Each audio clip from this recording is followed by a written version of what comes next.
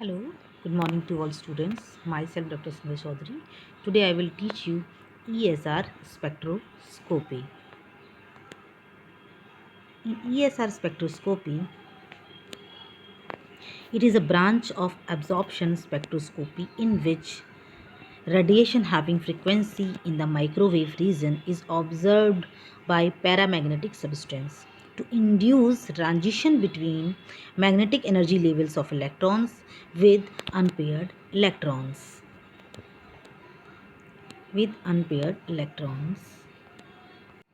And ESR is also known as EPR, means electron paramagnetic resonance. All these names carry the same meaning and simply describe the different aspects of same phenomena, so that it is also used for detecting transition metal ions and their complexes, free radicals and their excited states. We know the electron spin resonance phenomena is shown by atoms having odd number of electrons, ions having partially filled inner electron shells, and other molecules that carry angular momentum of electronic origin. The main interest of electron spin resonance lies in the study of free radicals having unpaired electrons. These electrons remain after the homolytic fission of a covalent bond, which is brought about by the irradiation of the sample with the UV or gamma radiation. Now we introduce what is the principle of ESR spectroscopy. In ESR, the phenomena of ESR is based on the fact an electron is a charged particle. So, the energy levels are produced by the interaction of the magnetic moment of an unpaired electron in a molecule ion with an applied magnetic field. The ESR spectrum results is due to the transition between these energy levels by absorbing radiation of microwave frequency. For an electron of spin half, the spin angular momentum quantum number will have values maybe ms positive and negative plus half. In the absence of magnetic field, the two values may be possible, that is ms value positive half and negative half will give rise to doubly generate spin energy state.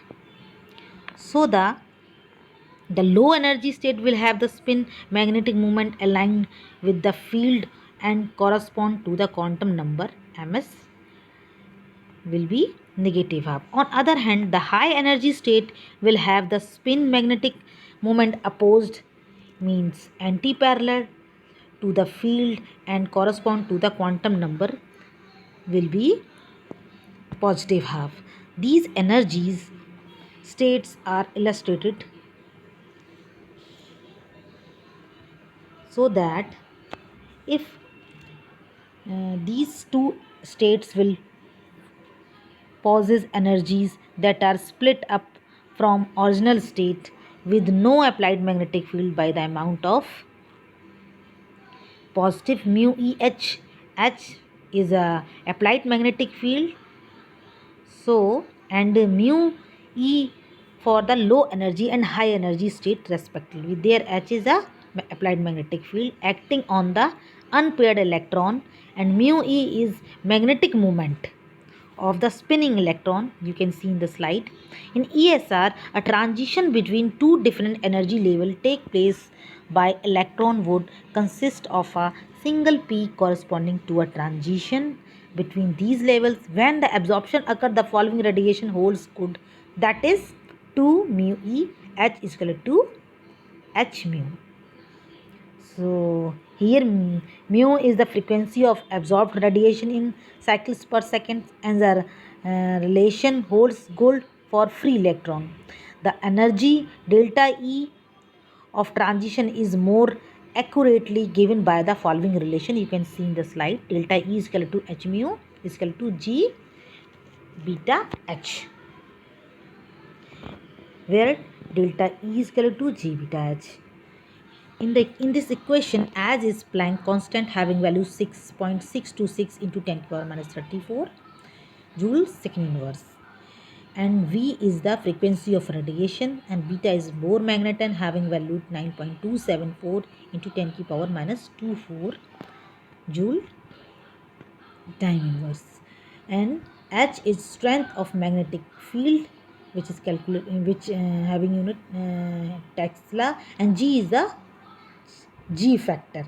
G factor is a until less measurement of the intrinsic magnetic moment of the electron, and its fixed value for free electron is 2.0023, and G is the proportionally factor which is function of the electron's environment. It is sometimes called the spectroscopic splitting factor or linear splitting factor. The value of G is not constant, but it is a tensor quantity. For a free electron, its value is 2.2003, but this value is slightly modified for electrons in molecules. So virtually all free radicals and some ionic crystals have almost same value of G as for free electron, but this value is modified by maybe positive and negative 0.003. The reason for this is essentially that in free radicals the electron behaves in very much the same way as an electron in free space, so that G value depend upon the orientation of the molecules having the unpaired electron with respect to applied magnetic field. In the case of gas or solution, the molecules have free motion and the value of G is averaged over all orientation. But in the case of crystal, the movement of electrons is not free. So however, in the case of paramagnetic ion or radical situated in a perfectly cubic crystal site, the value of G is same in all directions. That is, the value of G does not depend upon the orientation of the crystal. On the other hand, we can say the value of a paramagnetic ion or radical situated in a crystal of low symmetry depends upon the orientation of the crystals. So you can see in the figure the transition between two different energy levels take place, the absorbing a quantum of radiation of frequency in microwave region. The excited electron change its direction of spin and relax into the ground state by emitting its energy. So the unpaired electrons are excited to a high energy state under the magnetic field by the absorption of microwave radiation. Then its ms value is positive half. Now we introduce what is hyperfine splitting. Hyperfine splitting, there is no phenomena which parallel the NMR chemical shift in ASR studies. However, the ASR spectrum exhibits hyperfine splitting, which is caused by the interaction between the splitting electrons and adjacent spinning magnetic nuclei. When a single electron interacts with one nucleus, the number of splitting will be equal to I plus 1, where I is the spin quantum number of the nucleus. In general, we can say if a single electron interacts magnetically with an equivalent nuclei, the electron signal is split up into 2ni plus 1 multiplets. Let's illustrate by the hyperfine splitting by considering an example of a hydrogen atom having one proton and one electron. Its I value is plus half for the proton. In the absence of magnetic field, the single electron of spin having half gives rise to a doubly degenerate spin energy state. When a magnetic field is applied, the degeneracy is removed and two energy levels are corresponding to ms value negative half aligned with the field, and the other corresponding to ms value positive half aligned opposite the field will be obtained. You can see in the figure the spectrum of a free